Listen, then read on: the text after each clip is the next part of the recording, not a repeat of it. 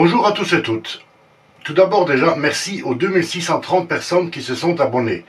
Non, aux 2631 personnes. Non, 2632. 2633, 2630... enfin, soit, bon. Merci à toutes les personnes qui se sont abonnées. Un grand merci. Ça fait super plaisir de voir que notre travail est apprécié. Vraiment, merci. Là, maintenant, on vise le cap de 5000 abonnés. On a donc encore besoin de vous pour y arriver. Partagez en masse, likez et laissez-nous un petit commentaire. On répond toujours à tous vos commentaires. Bien, bonjour Elliot. C'est quoi le sujet aujourd'hui? Oui, bonjour. Je constate que t'es encore venu en vacancier. T'as vu de la lumière et t'es rentré? N'importe quoi. Le gars, il ne sait même pas pourquoi il est là. C'est triste. Ouais, ça va. Tu vas pas commencer déjà.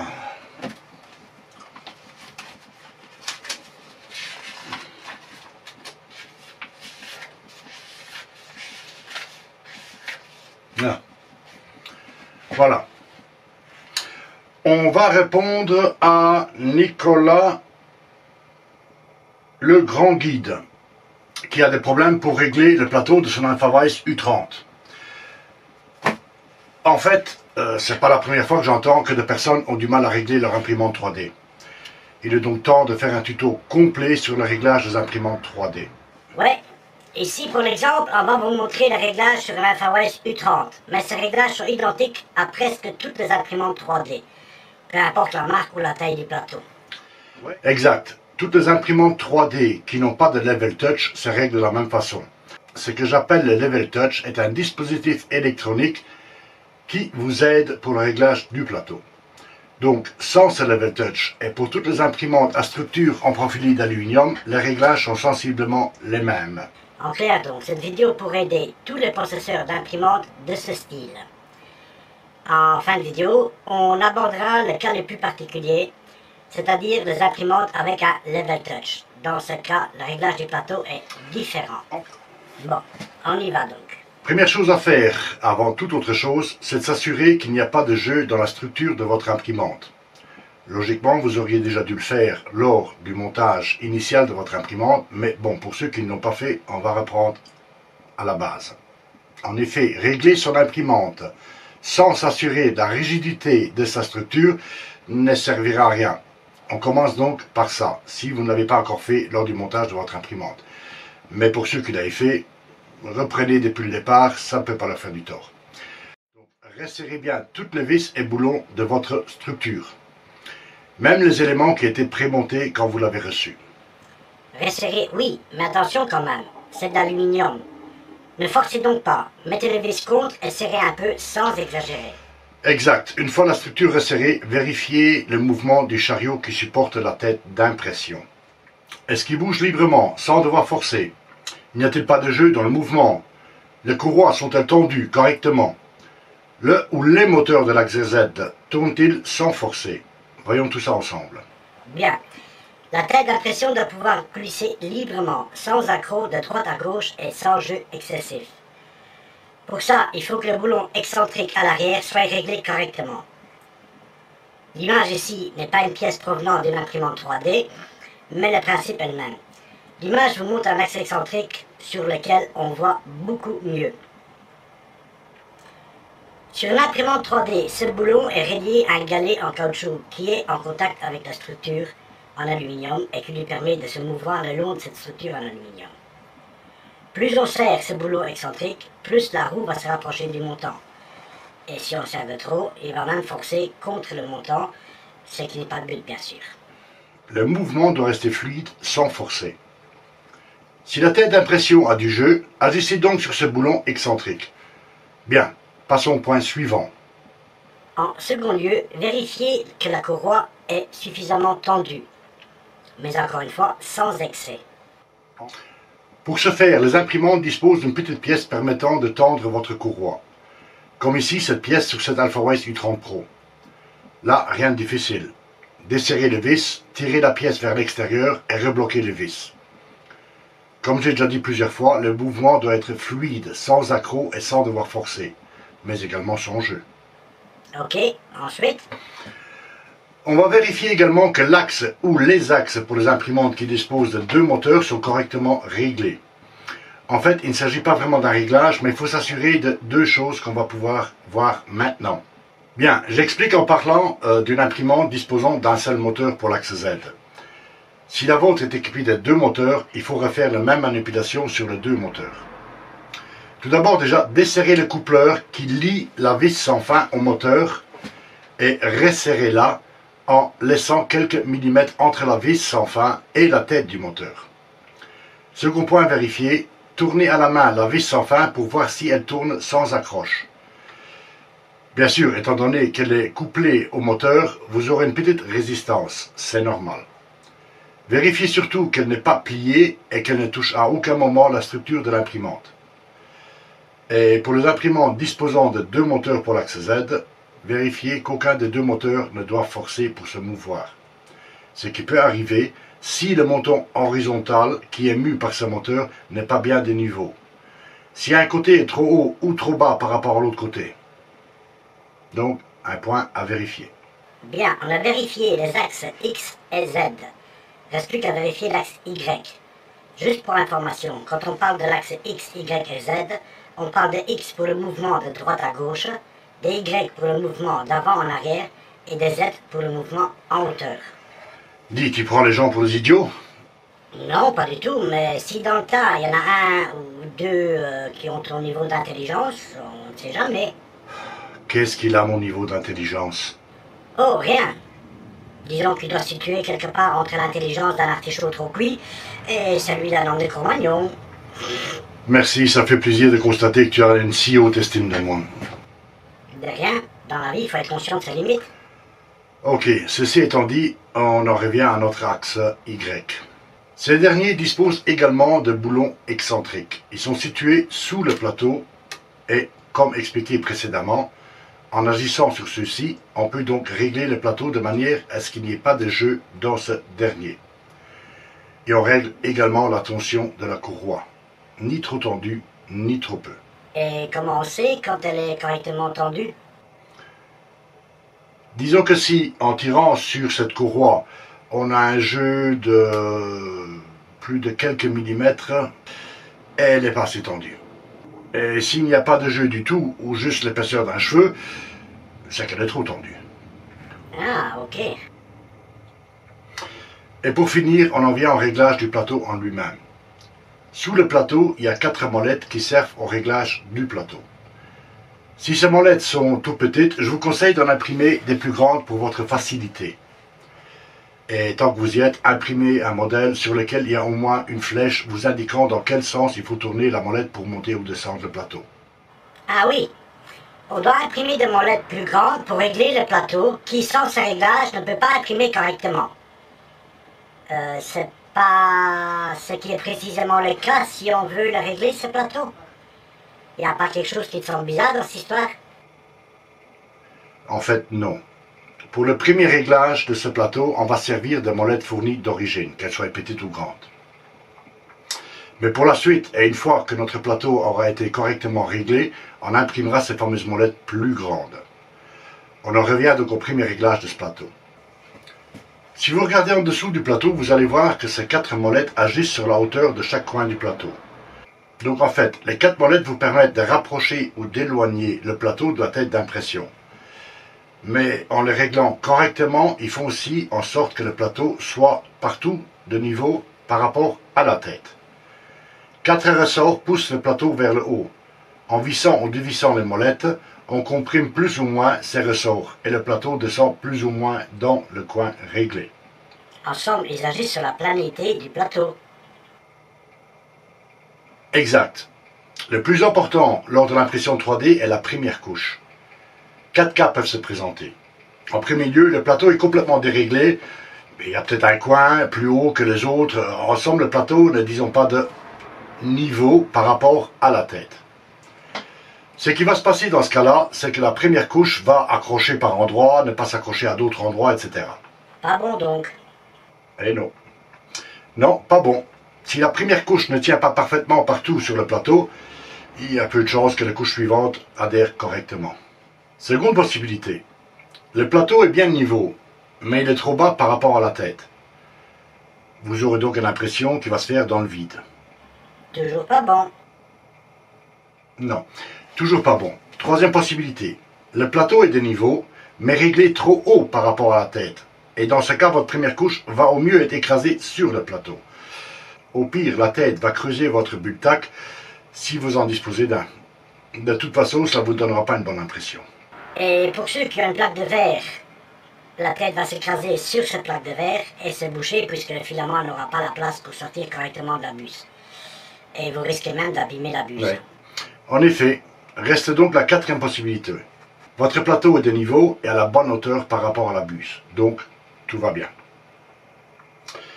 On va tenter de vous expliquer comment parvenir à cette quatrième possibilité. Oui, explique-nous ça, puisqu'il semblerait que pas mal de personnes ont des problèmes à ce niveau-là. Bien, deux choses donc. Le plateau doit être réglé de manière à être de niveau par rapport à la tête. Et il doit également être à la bonne hauteur pour permettre au filament d'accrocher correctement au plateau. Ce que je veux dire quand je dis que le plateau doit être de niveau, c'est tout simplement, vous prenez la tête par rapport au plateau. Si elle se trouve ici, cette tête va bouger sur le plateau, d'avant en arrière, de gauche à droite. Je ne parle pas de la hauteur, ok? Bien, si le plateau est de travers, bien, la buse, quand elle va bouger, ben voilà, là, la distance sera trop grande, et là, elle risque d'être trop petite, alors qu'au milieu, elle était bonne. Donc ce plateau doit être réglé de manière à ce que, quand la buse bouge, dans tous les sens, ce plateau doit toujours être correctement réglé par rapport à la distance de cette buse. Oui, mais pour adhérer correctement au plateau, ça dépend aussi de la surface du plateau. Si c'est du verre ou sur un bultac, par exemple. Oui, tout à fait. Mais sur ce point, on y reviendra plus tard. On se concentre d'abord sur le réglage du plateau, peu importe la matière qui le recouvre. Dans tout le tuto que j'ai pu voir jusqu'ici, on dit toujours utiliser une feuille de papier pour régler et le niveau du plateau et la hauteur par rapport à la buse en une seule opération. Pour ma part, je préfère le faire en deux étapes. Je m'explique. On t'écoute parce que ça n'a pas l'air si simple que ça pour finir. En fait, ça n'a rien de compliqué en soi. Faut juste être minutieux et précis. Donc, les molettes agissent sur la hauteur du plateau. Ça, on le sait maintenant. On commence donc par mettre la tête d'impression dans un coin à l'avant. Le gauche, par exemple. Mais on ne va pas mettre la tête tout à fait dans le coin. On va le déplacer un peu vers la droite et vers l'arrière. Ah, et pourquoi donc? Parce qu'il arrive que le plateau en lui-même ne soit pas parfaitement plane. Ce problème est connu des possesseurs de qualité Cerdis, par exemple, qui arrivaient couverts d'un plateau de verre. Pourtant, ce plateau n'était pas vraiment plat, il était concave ou convexe, donc ça ne faisait pas vraiment le travail. Pour minimiser ces différences possibles du plateau, je préconise donc de faire vos réglages à une certaine distance des bords. Prenez les dimensions du plateau et divisez-la en 3. Pour un plateau de 250 mm, soit 25 cm, si on divise en 3, on obtient 83,33 mm. On va simplifier et dire que ça fait 80 mm. On place donc la tête à 80 mm du coin gauche et à 80 mm du bord avant du plateau.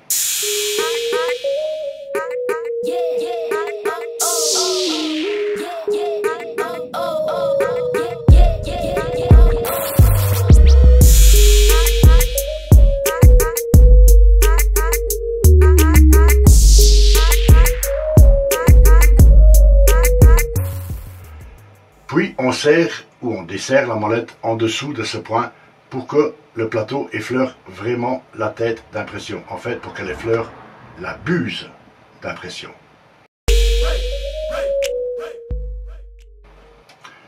On s'attaque ensuite au coin droit de l'imprimante. On positionne la tête à 80 mm du bord droit et toujours à 80 mm de l'avant du plateau. On commence avec la molette jusqu'à ce que la tête effleure de nouveau le plateau. Quand je parle de tête, bien sûr, je veux dire la buse.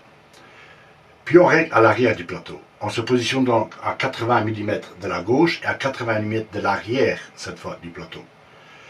Idem, on visse ou on dévisse la molette jusqu'à ce que la buse effleure le plateau. Puis, dernier coin, l'arrière droit, 80 mm de chaque bord et réglage. Et voilà, c'est fini. Non, pas vraiment. Mais les 4 coins sont réglés maintenant. Qu'est-ce qui va pas encore? En fait, les 4 coins dépendent les uns des autres. C'est-à-dire? Une fois un coin réglé, en passant au suivant, on bouge au réglage précédent. Donc le réglage précédent est lui aussi affecté par ce second réglage. Et donc il n'est plus correctement réglé. Je m'explique. Le plateau. En agissant sur cette vis ici, je la tire légèrement vers le bas, mais automatiquement ce coin-ci va légèrement monter. Donc en répétant cette opération sur les 4 coins, le plateau ne sera plus vraiment. Donc on a réglé cette hauteur-ci. Admettons que ce soit là, ok? Il est bon. Puis après je vais bouger ce coin-ci. Donc je vais le descendre, mais en même temps que je descends celui-ci va remonter. Donc il faut repasser de nouveau. Oui, mais alors c'est l'histoire du serpent qui se mord la queue. On règle un coin et ça règle à l'autre coin. On fait quoi alors? On recommence depuis le début, dans tous les coins. Autant de fois que nécessaire pour que les 4 coins soient réglés du mieux que possible. Et à chaque tour, à chaque nouveau tour de réglage, en principe, on ne doit plus que peaufiner le réglage précédent. Je veux dire par là que si au premier passage, on avait 5 mm de différence entre les 4 coins, en principe, au second tour, on n'aura plus que 1 mm ou 2, et encore moins au troisième tour. Normalement, je pense qu'en 3 tours, on fera bien le réglage. Ça devrait être bien réglé, tout du moins le mieux possible. Une précision quand même, et cela s'applique surtout au premier tour. Entre chaque coin, j'ai fait monter la buse de 10 ou 20 mm pour éviter qu'elle ne s'écrase lors du déplacement du plateau, ce qui arrivera à coup sûr si le coin suivant est plus haut que le coin qu'on vient de régler. Donc, dans l'ordre, premièrement, on se positionne au tiers du plateau, aussi bien sur l'axe X que sur l'axe Y, soit à 80 mm dans notre exemple pour un plateau de 250 mm. On fait descendre la tête au niveau 0, c'est-à-dire jusqu'à ce que la buse touche le plateau. Mais vérifiez également que le contacteur s'enclenche bien. Si ce n'est pas le cas, réglez de manière à ce que le contacteur s'enclenche bien. C'est lui qui donnera en fait la position 0. Troisièmement, on se sert de la molette correspondante pour que le plateau effleure la buse d'impression. On passe au point 4, on fait remonter la tête d'impression. Et puis après, cinquième point, on place la tête sur le second coin, toujours un tiers des bords du plateau, donc dans ce cas-ci, 80 mm. Sixième point, on descend la tête à 0, les contacteurs de l'axe Z s'enclenchent. Septième point, on se sert de la molette correspondante pour régler ce coin. Huitième point, on remonte la tête, etc., etc., etc. Et on répète ce processus 3 fois de suite pour avoir un plateau parfaitement par rapport à niveau à la tête d'impression. Voilà, le plateau est bien réglé maintenant. Non, il reste encore un dernier point à régler. À ce stade, la buse effleure le plateau. Il n'y a donc pas de place pour que les filaments se déposent correctement sur le plateau et donc l'impression sera ratée. Donc il reste encore à faire un dernier tour pour chaque coin à la même distance de 80 mm pour notre imprimante d'exemple, mais en intercalant cette fois une feuille de papier entre la tête et le plateau. En fait, plus exactement entre la buse et le plateau. En fait, idéalement, il faudrait utiliser une jauge d'épaisseur pour ce dernier réglage. L'épaisseur idéale pour cette jauge d'épaisseur serait de 0,2 mm. Mais j'ai déjà remarqué que ce réglage dépendait aussi de l'imprimante et du filament utilisé. Pour ma part, je me sers donc d'un jeu de jauge d'épaisseur comme celui utilisé par les mécaniciens.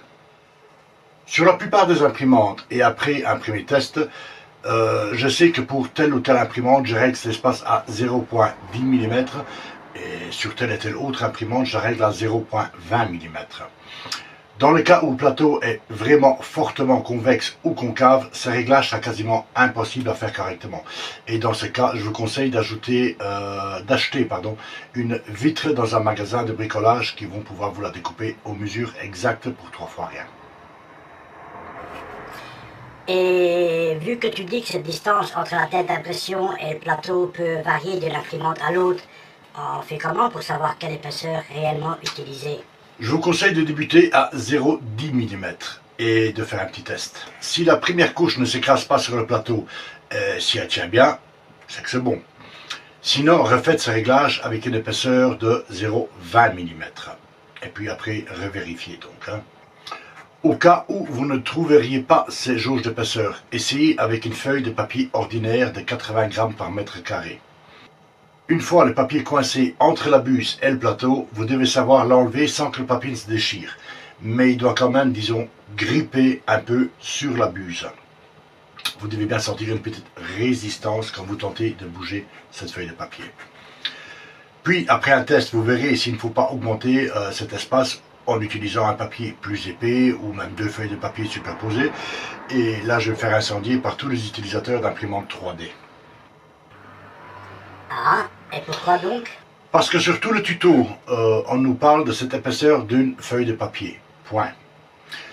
Personne n'a jamais parlé d'utiliser une jauge d'épaisseur et encore moins d'une épaisseur variable d'une imprimante à l'autre. Et pourtant, ce sont des constatations qu'on a faites en utilisant nos propres imprimantes ici au garage et chez moi. Voilà pour les réglages matériels de base pour les imprimantes sans capteur. Dis, maintenant que ces réglages sont faits, on ne parlerait pas du plateau en lui-même, je veux parler de la surface sur laquelle le filament se dépose. Oui, bonne idée.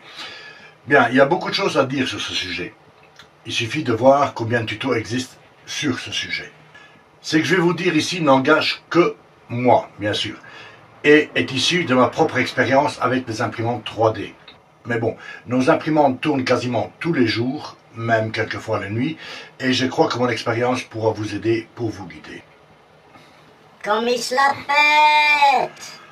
Non, pas du tout. C'est juste que cela me semble primordial d'avoir une certaine expérience et suffisamment de recul avant de pouvoir donner des conseils à d'autres personnes. Je trouve vraiment risible les tutos qui ne font que repomper des informations sur d'autres tutos, tels quels, sans même les avoir testés soi-même. Et ce problème, je l'ai constaté à de nombreuses reprises, et malheureusement, c'est trop souvent le cas. Alors, je dis clair et net ici, notre expérience avec des imprimantes 3D remonte maintenant à 3 ans à peu près. 3 années pendant lesquelles on les a utilisées de manière intensive, et surtout pour l'impression de pièces techniques destinées aux modifications qu'on fait sur nos propres voitures et sur les véhicules de nos clients. Donc, ce n'est pas des petites impressions, je vais dire, passe-partout, des petites statuettes, des petits où les défauts ne sont pas trop graves ici et là. Non, ce sont des pièces qu'on utilise sur le véhicule de nos clients.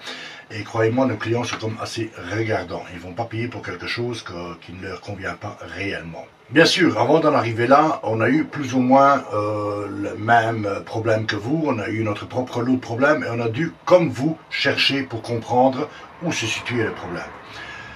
En tenant compte qu'on a plusieurs imprimantes 3D qui impriment sans arrêt et ce même la nuit, comme je vous l'ai dit, on a dû remplacer au moins une fois chaque pièce possible imaginable sur l'ensemble de ces imprimantes. Ce qui, je pense, me donne le droit de parler ici de mon expérience et de mon vécu.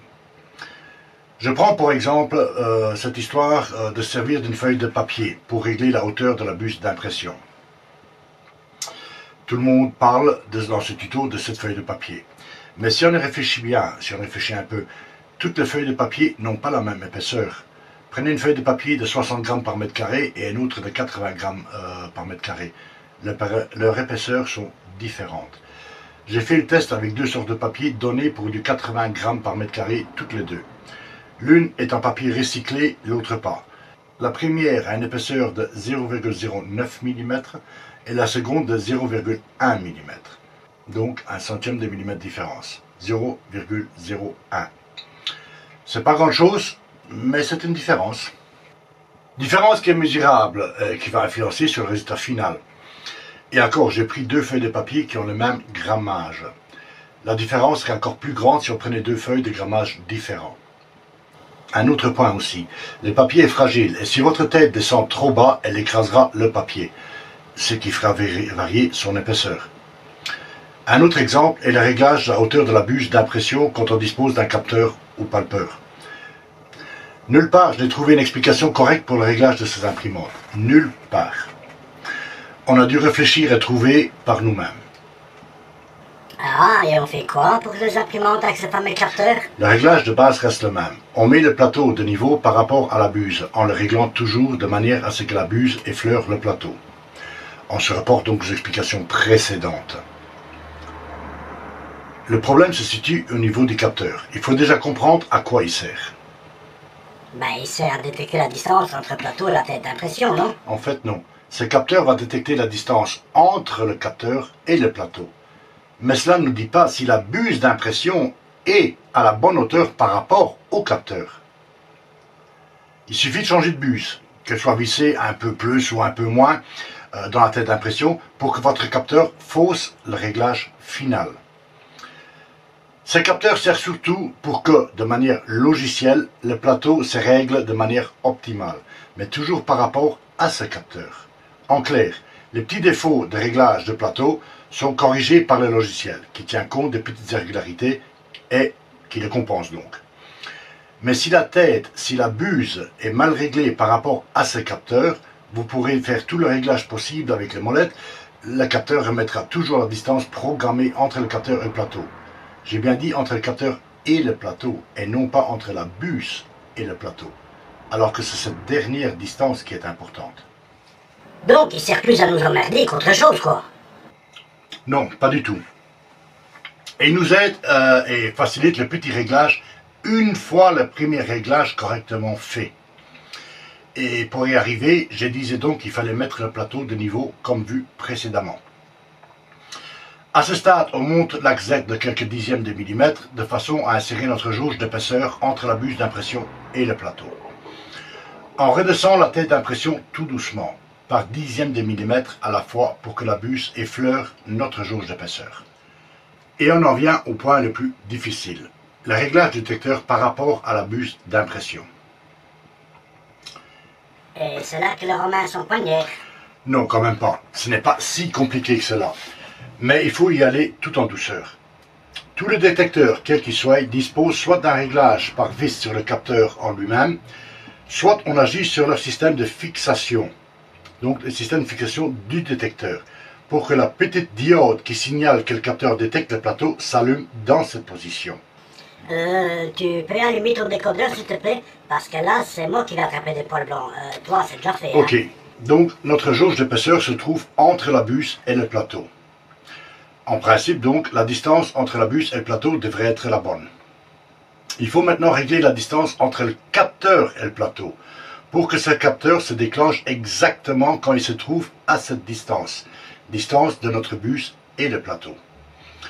Les capteurs disposent donc d'une diode qui s'allume quand le capteur détecte le plateau. Bien, il suffit de faire en sorte que la distance actuelle entre la buse et le plateau soit la distance de référence et donc que la diode s'allume exactement à ce moment-là et à cette hauteur précise. Pour ce faire, deux solutions suivant le type de capteur. Soit il y a une vis de réglage au-dessus du capteur, souvent elle est fixée avec du vernis, et dans ce cas on agit sur cette vis, on entend le vernis au préalable, il suffit de le gratter un petit peu quoi. On tourne cette vis pour que la diode s'allume dans cette position exacte. Attention au réglage, il est assez délicat. Tournez la vis d'un côté et de l'autre pour déterminer exactement le moment où la diode s'allume. Allez-y tout doucement, progressivement, millimètre par millimètre. Une fois réglé, je vous conseille de remettre une goutte de vernis sur cette vis. Ah, enfin un cas où nos femmes vont servir à quelque chose. Enfin, tout du moins, un de leurs brols qui traîne dans la salle de bain. Mais ça va pas, non? Désolé, madame, je ne suis pas responsable des conneries qu'Eliott peut débiter. Et je sais qu'il peut en débiter de masse, hein. Ouais, désolé, mais on voit bien que tu connais pas ma femelle. Ça suffit. Bon, on reprend. Second cas, il n'y a pas de vis de réglage. Dans ce cas, on desserrera la fixation qui maintient le capteur et on descend ou on remonte le capteur pour que la diode s'allume. Dans ce cas également, il faut s'y reprendre à plusieurs fois pour trouver la hauteur exacte du capteur. Procédez vraiment millimètre par millimètre, et je dirais même fraction de millimètre par fraction de millimètre. Puis on resserre bien sûr la fixation du capteur en revérifiant qu'il n'a pas bougé.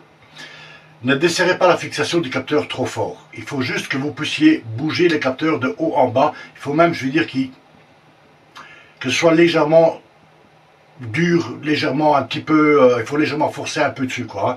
Il ne faut pas qu'il coulisse trop librement, sinon votre réglage sera beaucoup plus difficile. Voilà, c'est fait. Bon, ben il reste plus qu'un point abordé, la surface du plateau. Oui, juste. Bien, disons que je n'ai remplacé qu'une seule fois le plateau en lui-même. C'était celui de ma toute première imprimante, la qualité CR10. Cette machine est bien connue pour être fournie d'origine avec un plateau de verre qui n'est pas vraiment plat. Je ne sais pas si de nos jours ce problème a été corrigé ou pas, mais c'était bien le cas lors de leur mise sur le marché. Bien, on dénombre plusieurs types de plateaux. La plaque de verre comme celui de l'imprimante dont je viens de vous parler. Les miroirs qui remplacent souvent le plateau de verre défectueux. Le bulle-tac, revêtement plus moderne qui a ses avantages et ses inconvénients. Par bulle-tac, j'entends vraiment toutes les matières possibles et imaginables qu'on vient appliquer sur le plateau d'origine, ou même quelquefois qui est fourni avec. Bien, disons que le travail du plateau est d'offrir une surface plane à l'impression. Il devrait donner la possibilité au filament d'adhérer suffisamment pour que la pièce imprimée tienne jusqu'au bout sur cette surface sans bouger. Ce qui n'est pas le cas de la plaque de verre lisse ou des miroirs lisses, donc la pièce n'y adhère pas très bien. On a donc vu arriver des surfaces qu'on appelle communément bulle-tac. C'est une surface microporeuse qui doit permettre à la pièce imprimée d'adhérer. Et c'est souvent le cas. En fonction de la marque et du type de bulle-tac que vous achetez, son adhérence sera plus ou moins forte. En refroidissant, le bulle-tac doit vous permettre d'ôter la pièce imprimée. Ce qui est aussi plus ou moins le cas avec plus ou moins de force appliquée. Disons qu'avec certaines marques et types de bulle-tac, on a besoin d'un marteau et d'un burin pour détacher les pièces imprimées, alors que d'autres, une fois froides, libèrent la pièce sans aucun effort. Mais une chose est sûre, tous les bulle-tac assurent une adhérence à chaud suffisante. C'est du moins tous ceux que j'ai pu tester jusque maintenant. Pour ce qui est de la plaque de verre, trop lisse d'origine, différentes astuces permettent de remédier à ce problème. La laque est très utilisée et c'est la solution qu'on utilise dans notre garage. De la simple laque à cheveux, extra forte quand même, simplement pulvérisée sur le plateau de verre et qui permet une adhérence suffisante. On l'utilise même sur des bulle-tac trop tenaces. Cela nous permet de pouvoir détacher nos pièces imprimées sans avoir recours à une tronçonneuse. Certains utilisent aussi du papier cache. Vous savez, cet autocollant qu'on utilise lorsqu'on fait de la peinture. C'est l'autocollant qu'on utilise pour, on met ça sur le mur pour faire une ligne bien droite ici et là, quoi, voilà. Coller sur un plateau en bande régulière pour couvrir la totalité de la surface d'impression, elle donne de bons résultats aussi. Son défaut est de laisser une surface rugueuse sur la pièce imprimée. Forcément, c'est le côté qui est en contact avec le papier cache. Mais un petit coup de ponçage et on y voit que du feu. On peut aussi poncer une plaque de verre trop lisse, de manière à ce que les micro-griffes laissées par le ponçage accrochent à la pièce imprimée. Un conseil, si vous voulez poncer votre plateau de verre, poncez toujours dans le même sens. Ne faites pas de ponçage croisé, sinon votre plateau redeviendra de nouveau trop lisse. Une autre astuce consiste à utiliser un miroir, mais du côté opaque. Il semblerait que cette surface offre une bonne adhérence, mais je ne l'ai jamais testé et je ne peux vous le garantir donc. Ben, ceux qui ont déjà testé peuvent laisser un petit message et nous dire ce qu'ils en pensent. Je ne vais pas vous conseiller l'une ou l'autre type de plateau, l'une ou l'autre astuce pour l'adhérence. À vous de faire vos tests et de choisir celle qui vous convient le mieux. En connaissant maintenant ce qui est possible de faire et ce qui existe, vous pouvez choisir en toute connaissance de cause. Ok, mais toi tu utilises quoi? Toutes nos imprimantes sont recouvertes d'un bulle-tac, mais malgré cela, j'utilise de la laque extra forte. Cela m'aide lors du décollement de la pièce finie.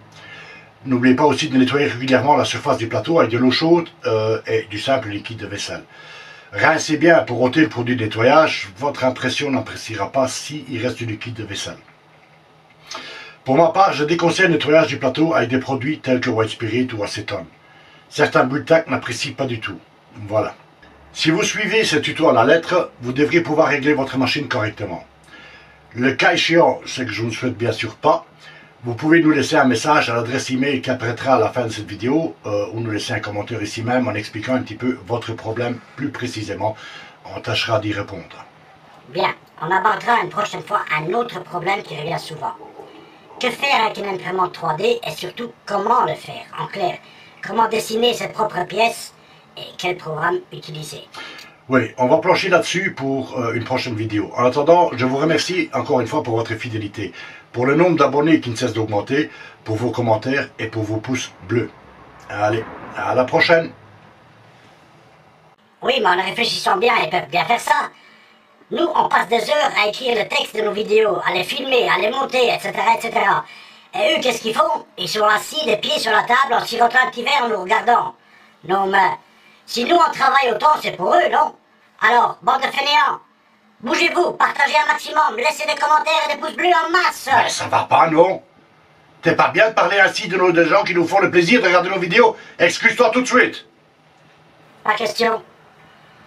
Il n'y en a même pas un qui m'a envoyé un tout petit os à ronger. Rien. Bon, File dans ton tu vois. panier. Je veux plus te voir jusqu'à ce que tu présentes des excuses. Rien. Nada. Walou. Personne n'a même pas pensé à moi. Elle est où ma gamelle? J'ai faim. File, je te dis. Je vais me plaindre de respire. Méfie-toi, je connais du monde maintenant.